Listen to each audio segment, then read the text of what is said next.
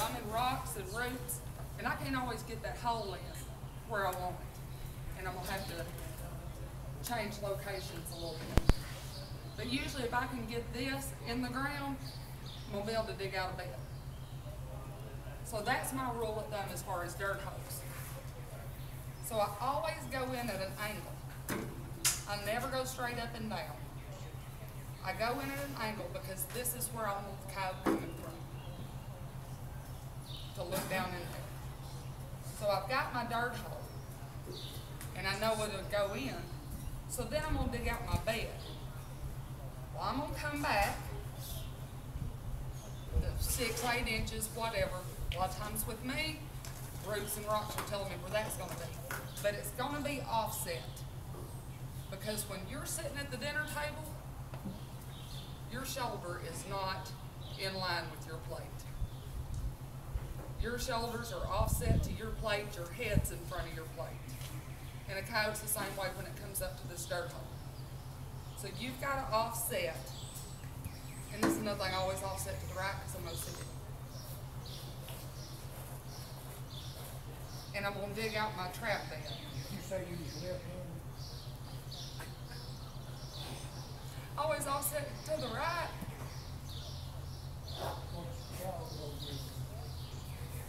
I've had other people bring that up.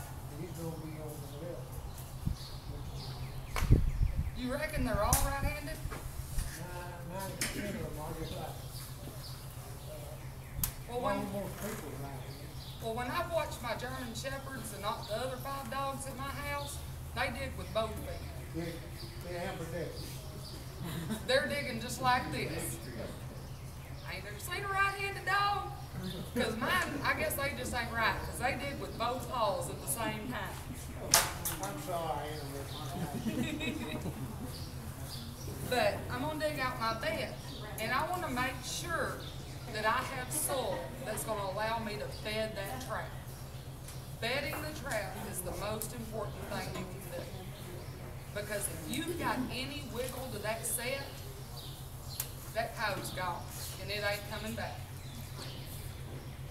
So you have to make sure you have that trap secure in the ground where you can push on the jaws and the levers and you don't have anything going on. A lot of times to make sure I can, especially when it's muddy, something like that, I got a bucket of dry dirt in the sand mine. To ensure that I'm going to be, if I'm going to go through the trouble of making a set, I want it to work right. So I'm going to get that trap in there and set the trap and get it all bedded into it. Now y'all remember, all I've done is dug that dirt hole. I ain't done nothing to it. I'll tell you why in a minute. Most of y'all know if you trap much. Now this is for you. Are you watching? Okay. Because next year she's going to come back and she's going to show me how she sets her traps and how many animals she caught. You see how I did that? And you listen because I'm going to tell you the safety part of it next. When you put that dog in place under that pan, you reach under this back jaw, keep that back jaw up, and you put that pan where you want it. Step off. You can do anything you want to do, and you don't have to have daddy and brother do it for you. Okay?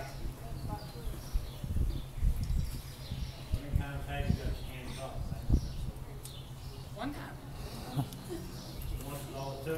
That's all it took, and let me tell you, I smartened up.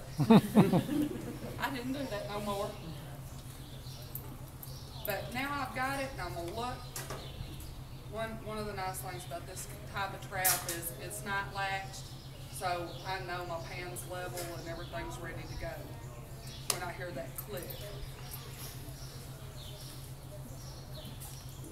But I'm gonna get this in here and I'm gonna get it bedded. And then I utilize peat moss for a couple of reasons. With peat moss, it doesn't hold water. Water drains through peat moss. So I don't have to worry about that getting muddy and interfering with the functioning of my trap.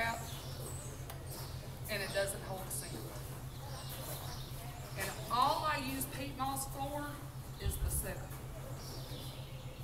I fill up the center because I don't use anything, any pan cover or anything under my pan, because the peat moss is light, fluffy, it's not gonna hold water, and it's not gonna interfere with the functioning of my trap, but it's gonna keep all the crap out from under my pan. A lot of people don't buy it, don't trust that, but that's all I do because that's just less I have to keep up with, and I can make the biggest mess out of wax paper you've ever seen.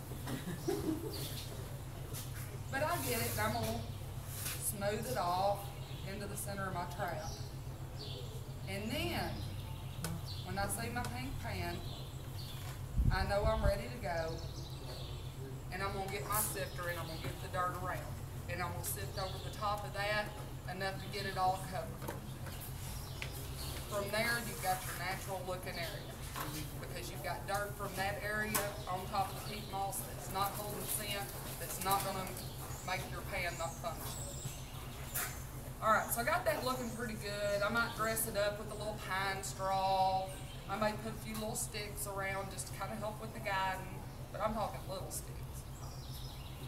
And I'm gonna get that all set and pretty and the way I want it. Then I'm gonna do the bait and lure. Because I didn't want to be down here fixing my set, smelling what's in that hole myself, because I can guarantee you I smell it plenty without having my nose down in the hole. With your bait and lure, I believe that less is more. I believe that if a coyote can stand on the other side of the fairgrounds and tell you everything that's in that hole, why is it going to walk over here and investigate? So don't go crazy with your bait and lure. A little will go a long ways. I have caught coyotes after my dirt hole had been underwater and filled up with water. I mean, that scent's gonna stay. And I know y'all seen this. You can come back after you pulled a set a month ago and seen where something dug that was at a month later. So I use, again, we're gonna improvise. Okay.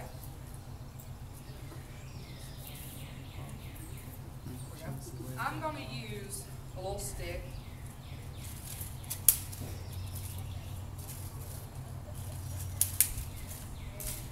And I'm going to take my bait. I use the sandwich method. And I'm going to put my bait in that hole first. I'm just going to put some on a little stick. I'm going to shove stick and all down in that hole. And I always like to make it where it kind of sticks in the ground, you know, in the side of it or something. We'll throw that in there, and then I'm going to take a little bit of polyfill or the sheep wool or something and stuff down in there. Because when it goes to digging, which you can't have visual to the animal because of birds of prey and all that in Arkansas, but you can stick it down in there. And when they get to digging, they start seeing something fluffy, and that might keep them there a little longer. So I'm going to stick that down on top of that, and it's also going to separate my bait and lure a little. And then I'm going to take my lure. And this is, I have it in there for sale, you know, in the pretty little bottles with pretty little labels, but y'all know that ain't, you know, real life when you're the one that it's your lure. You just stick it whatever you got around. And I'm going to take a little bit of lure, and I'm going to stick on a stick, and I'm going to put that in the very top lip of my dirt hole.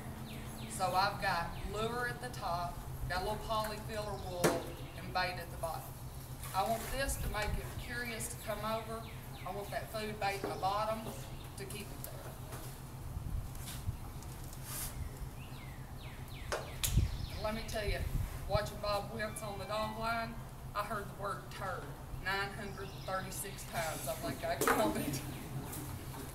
Well, I thought that was kind of funny. You never say no much about traffic. Let me tell you, the power of the poop is there. I'll drive around all fall picking up coyote turds. I ain't like it. And I'm going to put that sucker right up here by this dirt hole somewhere, and I'm going to put a shot of urine on it because I have 7 dogs, and you let another dog come in my yard, and what are they going to do? They're going to check out wherever that strange dog has gone to the bathroom. It's the same with coyotes. They're territorial, and they're going to cover their ground. So a shot of urine on a turd will go a long ways. So that is a basic dirt hole set, even though I didn't really make it. I'll do a lot if y'all ain't busting concrete.